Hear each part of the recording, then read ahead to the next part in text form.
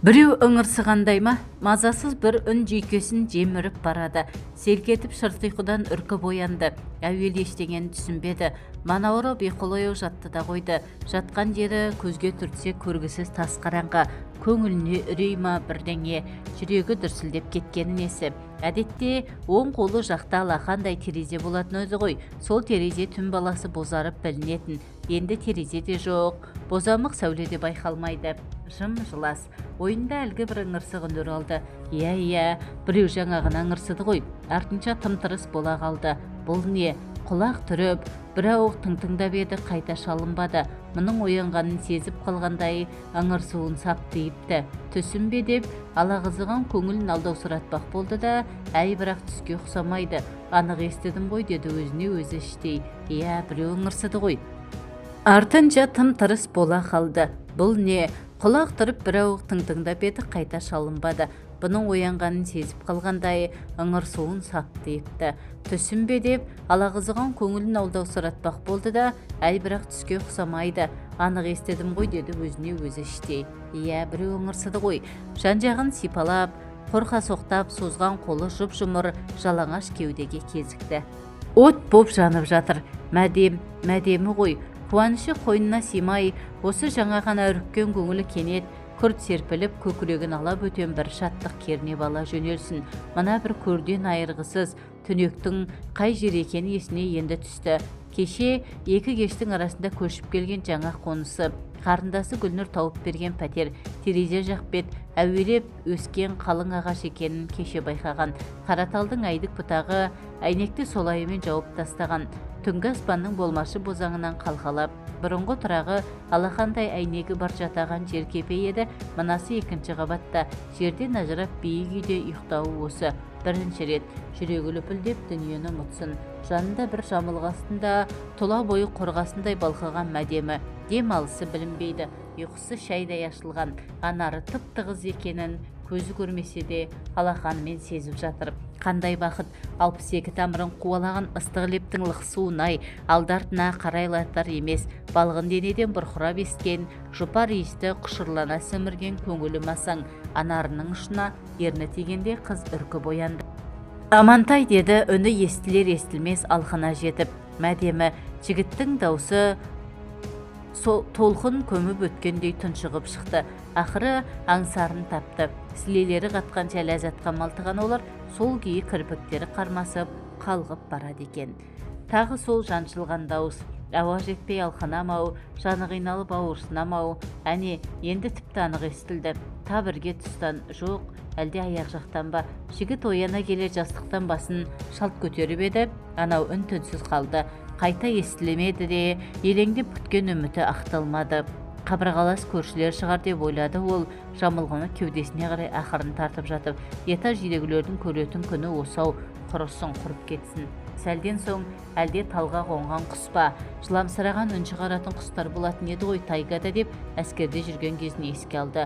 Жұмбақ жайды елемеуге тырысып, өзін алдырғатып бақса да, көңілі шуы қарада жайланбай қойғаны.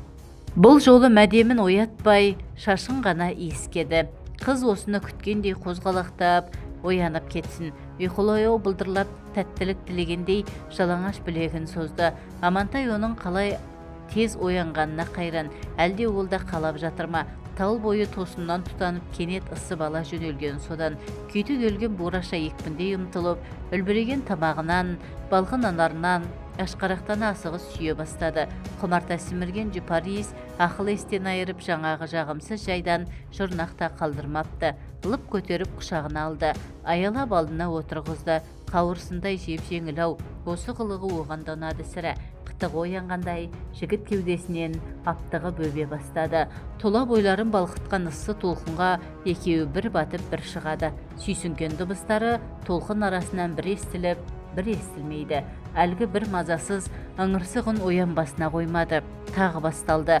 Бұл жолы тіпті анық-ау. Осы өздері жатқан бөлмеде, қол созым жерде, сұмдығай, бағана қалай аңғармаған. Енді құлақ қойса, мынау басқа емес қыздың дауысы.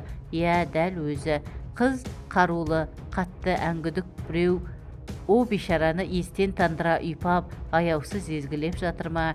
Немене, Амантайдың көзі ұйқыда болса да, Санасында бұлдыр түйсік бар. Түн тұмшалаған аядай бөлмеге жын шайтан үйме-жүйме болып толып кеткен екен дейді.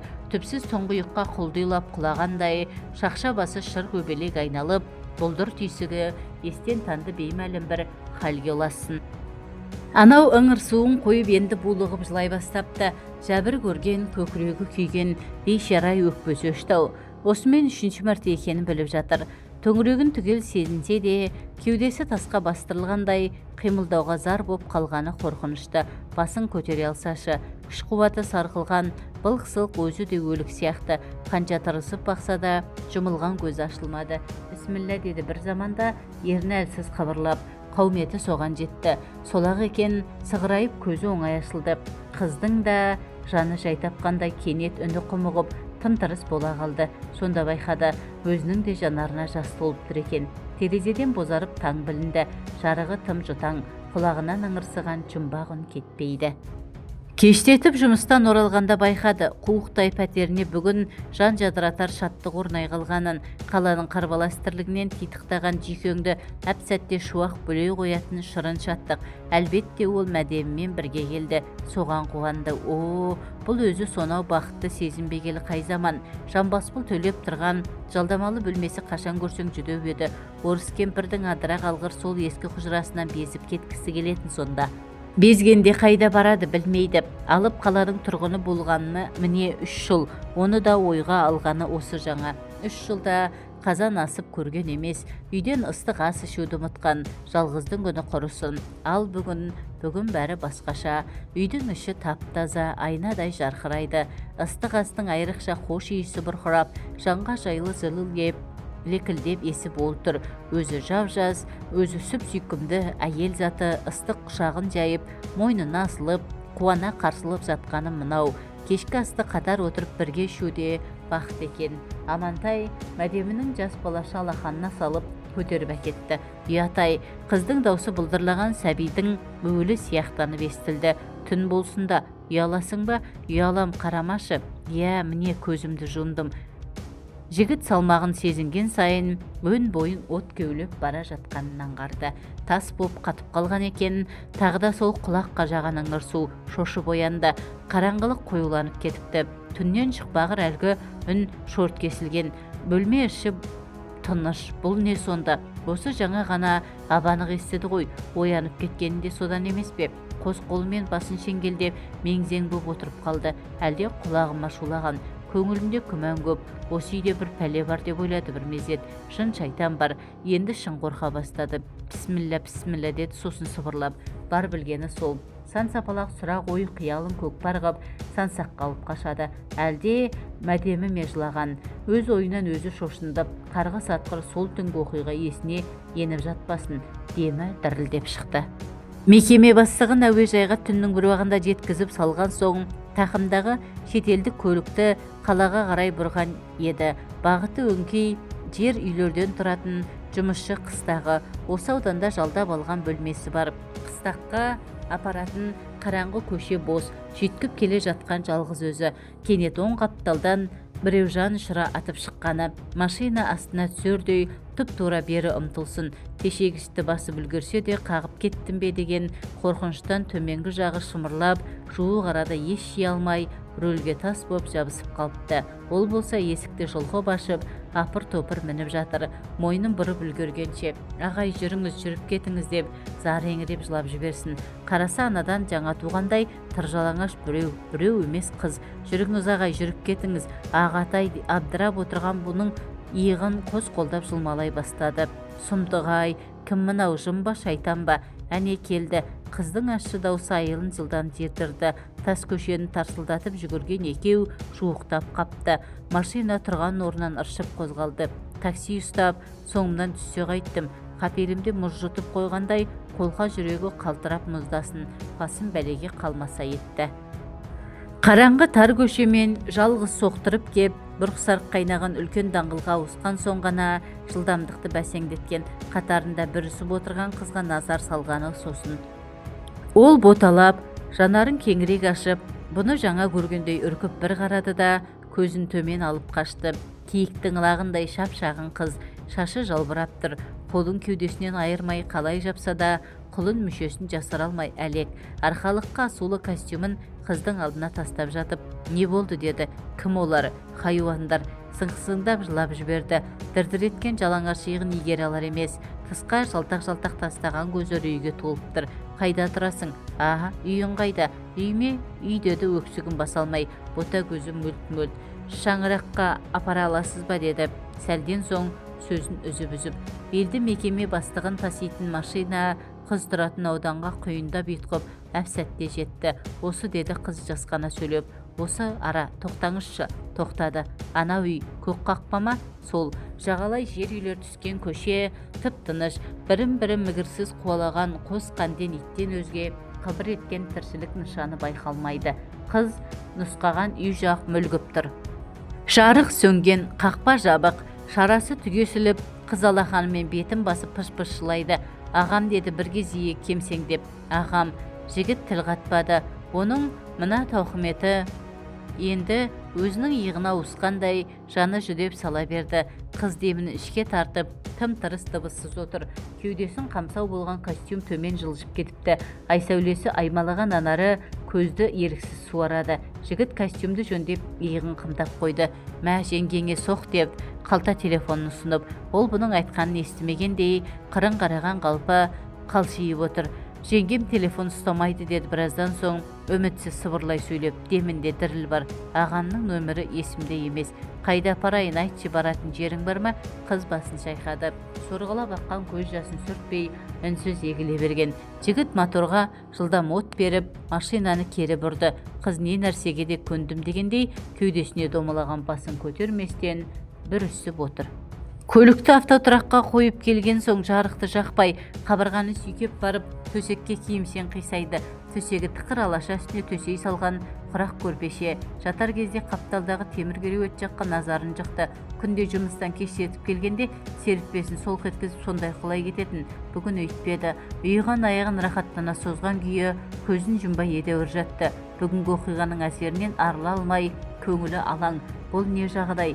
Енді не болар екен? Енді не болатынын ойлап үлгермей қор ете түсті. Артынша селк етіп көзін қайта ашты. Құлағының түбінде әлгі бір қыз ағатай деп жыламсырап үн қатқандай. Шырын ұйқының шырайы кеткен. Күнде өзі дамылдайтын темір кереуетте қыз жатқанын ойлап ұйқысы шайдай ашылсын. Көз алдында қыздың бұлтиған жалаңаш анары кетпей тұрып алды.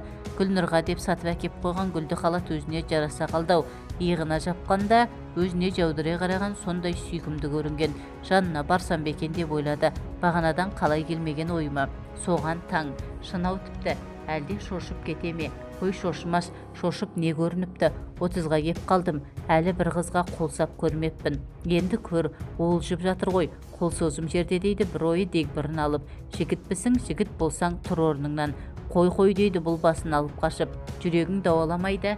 Жоқ, неге? Бар ендеше, бірден бас салма, аяла боят, шашын сипа, иегін ұста, бойын үйрет. Апырая, жастықтан басын көтеріп қабырғаға сүйеніп отырды. Ат бәрекелді, міне жігіт, көре қал, сонда өзі-ақ ысырылып орын береді.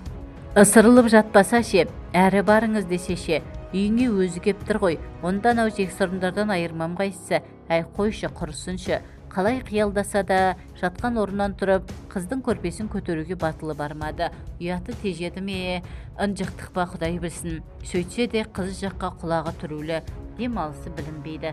Қыздар қалай тым-тырс ұйықтайды. Кенет темір кереует сатыр-сұтыр қозғалды. Қыз екен ұшып тұрған, бір аттап жанына жетті, сылқ түсіп тізерлеп отырды.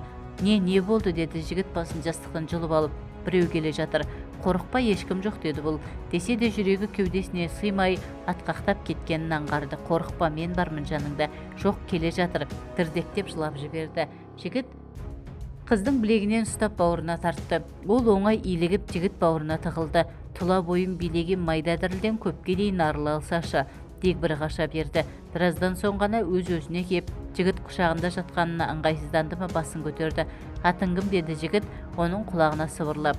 Мәдемі, мен Амантаймын. Екеуі осыдан соң тіл қатыспай, тым-тырыс отырып қалды. Үнсіз ұғысқан деген осы ма? Бір уыс боп бүріскен қыздың суыртпақтап сыртатқаны, содан кейін оның үзіп-үзіп сыбырлап айтқан сөзінен түсінгені, мектепті осы жаз бітірген, оқуға түскен. Қорқып отырсың ба деді сәлден соң Амантай аузына сөз түспей. Қорқам, меннен ше? Қыз едәуір үнсіз қалды да, сіз жақсы адамсыз деді баяу ғана. Амантай оның иегін сипап ұстап, жүзін өзіне бұрды, еріне ерні жанасты. Мәдемі басын алып қашпады, былқ-сылқ етіп жігіттің ыңғайына бағына берді. Таңертең орыс кемпірдің құжырасынан көңілі бір түрлі алабұртып шыққан. Қобалжу да бар, көңілі астан кестең. Бұл не, бақпа өзі келген, әлде сорма алдан орағам. Қайсысы болса да тәуекел деп тастүйін бекінген түрі бар. Бұйырған осы шығар. Мәдемінің жаудырай қалған бейнесі көз алдында. Екеуі таң бозарып атқанша көз ілмеген. Сен ешқайда жібермеймін деген бұл сонда үздіге сөйлеп. Менің қасымда қаласың ба? Айтшы. Мәдемі жауап берудің орнына Амантайдың мойнын тасқып, әнтек құшақтай алды. Кеудесіне жүзін жасырды. Қыздың көз жанары ыстық жасқа толып шыға келгенін түйсігімен сезді Амантай. Сол қылығы енді жүрегін елжіретіп келеді. Бастығының алыс қалаға ұшып кеткенін де жақсылыққа жорған. Базарға бара жатып, көкірегін көңілді бір күй тербей берді. Бар ойы Мәдеміге киім сатып алу. Гүлнұр қайда екен деп енді бір сәт қарындасын ойлап кетті. Шырағым балам, жалғыз қарындасың, сенен басқа сүйенер кімі бар? Қарайлай жүр деп еді кемпір шешесі анада ауылға барғанда. Мен де барам қалаға деп, ақша табам деп үйден безді ғой. Айтқанды қылмай, қорқам, заман жаман. Анасының сол аманаты жатса тұрса ойында. Не жұмыс істейді, қайда тұрады білмейді. Әкесі тірі болса оқуға түсірер еді. Әттең, ана дүниеге ерте аттанды. Аға боп бұның да қайыры аз. Кейде сонан ба Гүлнұрдың алдында өзін кінәлі сезініп, можып қалады. Екеуміз бір үй жалдап тұрайық, апамның көңілі жайланып жүрсін деп еді. Бір кездескенде, уайымдама, таныс қыздармен бірге тұрам, жұмысқа жақын деп көнбей қойған Гүлнұр. Істеп жүргенің не жұмыс десе, ақша табатын жұмыс дейді жұмбақта. Саған көп болса кафеде даяшы шығарсың, ыдыс-аяқ шығар жуатының. Ауыл қыздарының бұдан басқа істейтін жұмысы барма қалада деп ойлайды бұл кейде. Ақша табатын жұмыс дейді-ау деп енді іштей кейіп келе жатыр. Сөйтсе де айналайын-ай, мынандай үлкен қалада ауылдан келген қыз балаға қауіп көп қой деді мүсіркей. Көзі ілінсе болды, әлдекім ыңырси бастайды. Қатарынан екі түн байқады. Мұның қалғыған кезін аңдейтін бір пәлесі бар. Көзін жұмуға да сескеніп қалған. Содан секем алып бақырайып жатқаны мынау. Кім ол, неге ыңырсиды? Оянып кетсе тыншай қалатын несі? Неге? Мәдемі сезді мекен деп ойлады бір кез. Ол болса алаңсыз ұйқыға кеткен. Сезбегенін жақсы деп тағы толғанды. Түсім болса етті дейді, және оны жаманатқа қиғысы келмей. Әр ойдың басын бір қармап жатып, бір шешімге келді. Онысы адыраспан тұтатып бөлмені аластау. Жын шайтан пәлем етер, сонымен кетеді деуші анасы. Қысылғанда бұл да мамамның жәрдемі шығар деп анасын еске алды. Байғұс мамам үлбіреген ұялшақ келінін көргенде жүрегі жарыла қуанады әлі деп жақсы ой ойлауға тырысты. Тойдан соң ауылға шошайтып, жалғыз тастамай қасыма көшіріп алам. Жұмысым бар, Гүлнұр да табыссыз емес. Көз ұйқыға іліге беріп қуана жымайды. О тоба, тағы да жетті құлағына. Алдыңғыдай қорқып үрікпеді, бірақ өзін өзі сабырға шақырып, жұмбақ жайдың тылсымын тануға талпынып еді. Анау бұның сонысын сезгендей үнін өшіріпті. Қайдағы өшірген, құлағында жаңғырып тұрып, өзіне таныс үн сияқты ма? Қалай? Иә, бұрын онымен сөйлескен тәрізді. Құдай-ау, кім ол?